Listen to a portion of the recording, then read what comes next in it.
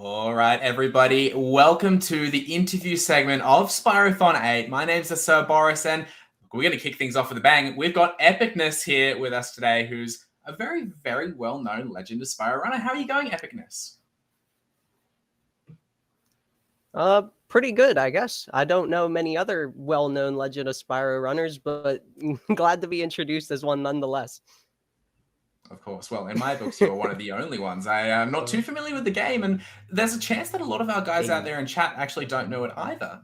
Tell us about the differences between what you're going to be playing in the original Spyro series, right? You've got your platformer, your collectibles. What does the Legend of Spyro bring to the table that's different to these games?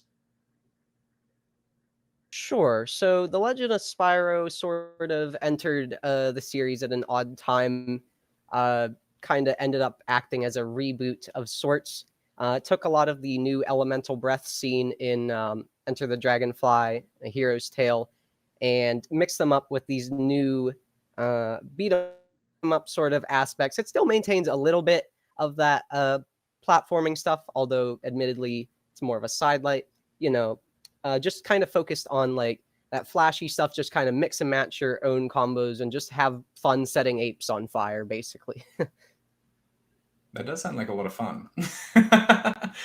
And look, you have an 80% run coming up very, very soon of A New Beginning. But you also have a movement showcase later on for Dawn of the Dragon, a different game within the series. What can we expect from that movement showcase that we won't necessarily get to see in your 80% run? Is there similarities or is it completely different?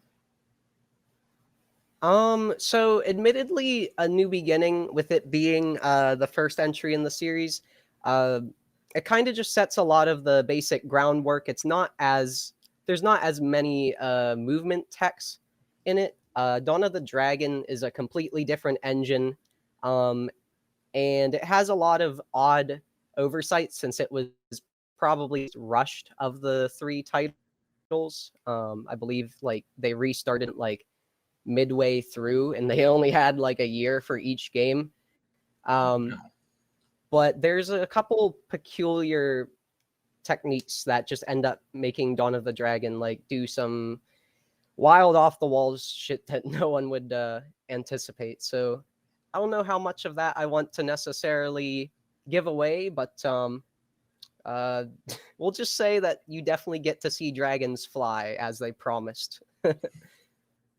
Well, that's going to make people very, very excited to see that movement showcase later on in the run. Make sure you check the schedule if you want to see when that one is. I believe it's somewhere on day 2, but double check that one.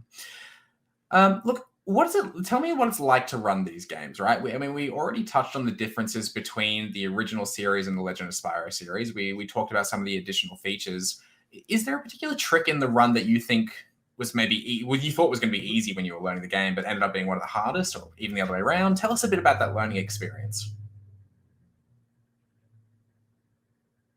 Right. So, admittedly, I only actually picked up A New Beginning a handful of months ago. And in some aspects, it was fairly easy for me to pick up as I had been speedrunning Eternal Night, which is the sequel. It shares the same engine. But A New Beginning is kind of like Eternal Night minus a good handful of the movement text. I found something you're going to want to look out for is a strafe jump is the main kind of thing that ended up opening up a handful of tricks that will be probably the most exciting bits and added some new routing things. Overall, I'd say like the game looked really easy to pick up, but there's a lot of micromanaging in regards to the combat to like effectively spread your damage. And just like have your moves hit multiple enemies and stuff. It's kind of hard to actually like notice or even commentate everything that's going on there. So there was a lot of just like resetting and not understanding why in the beginning why I was losing so much time. But hope can point some of that out as we go. Yeah, that's going to be that's going to be fantastic. Did you have someone that was sort of taking you through the run at the time? I mean, you mentioned before there's not too many runners in the Legend of Spyro series. Did you have like a mentor in that space, or was it just you learning the run as you went? So I mean, a handful of years ago, I was in contact with Borderlander 15. he was another pioneer for the series. Unfortunately, he seems to have gone offline for the last like year or so. So realistically, I kind of just had to like scrutinize over his previous runs and see what techniques he used. I definitely underestimated like how optimized that run was. I kind of figured like, oh look, I found a few new jumps. Now world record is free or whatever. Because that game just, I figured it hadn't been touched much, but as it turned out, like even with like an extra minute off of some jank collision that I found, I was still like losing to him by a couple of minutes. So it's Wow. definitely impressive to me, like how much they worked on that. Yeah, we love a good competitive category, that's for sure. So I understand that in A New Beginning, all right, and correct me if I'm wrong here, there are some bosses in this game that, when you're playing casually, are extremely tough. I mean, I know we talked about this when we were offline just before, but when I played A New Beginning, I made it up to the snowy area, and beyond there, I couldn't make it past. Yeah. It was way too hard for me. But as speedrunners, you guys have found super easy ways to beat these bosses, some cheese, if you will. Tell me a little bit about that cheese. Tell Yeah. me about what you found with those bosses. You're definitely not wrong there. As when I was learning the game, the bosses were some of the trickiest things to conquer. You do have a little bit of leniency casually, where like for each health bar checkpoints you, but of course you don't want to die in a speed run. Who wants that? So the idea is that you want to try and keep the boss kind of stuck for as long as possible, but you don't have too many tools to do that.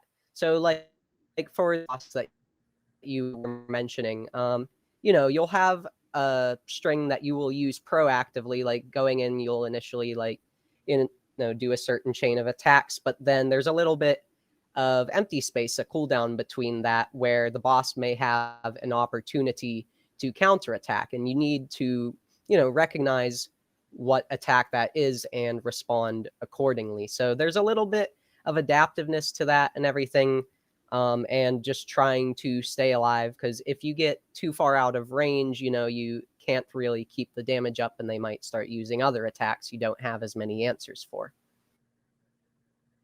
Wow, there's a lot that goes into those bosses. As an SRT runner myself, I look at the bosses in those games and be like, yeah, I shoot rocket at funny big dragon.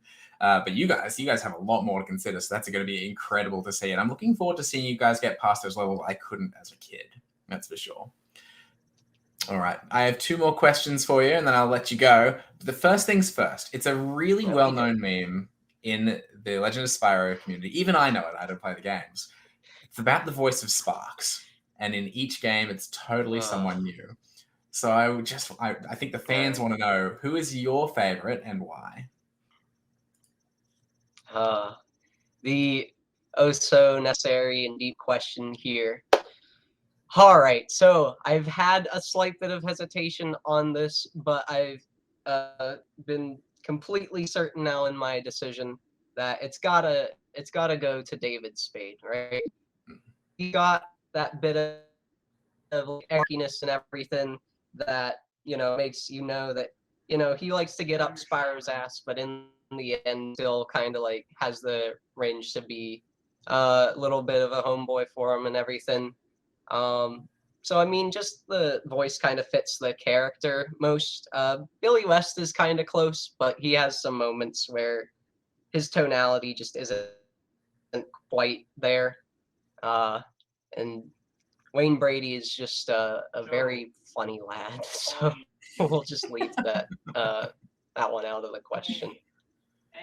No worries. And my final question for you, it's around speedrunning in general and speedrunning as a pathway for you.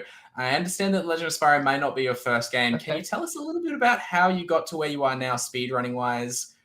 Tell us, and I have to know, tell us about speedrunning Ratatouille. Ratatouille. All right, so I don't want to self-promote too much. I will admit though, Eternal What Night was actually the first game that I speedran. It's just kind of not maybe as well known because I wasn't really there wasn't any community around it or whatever. But Ratatouille, that game has some simple but very fluid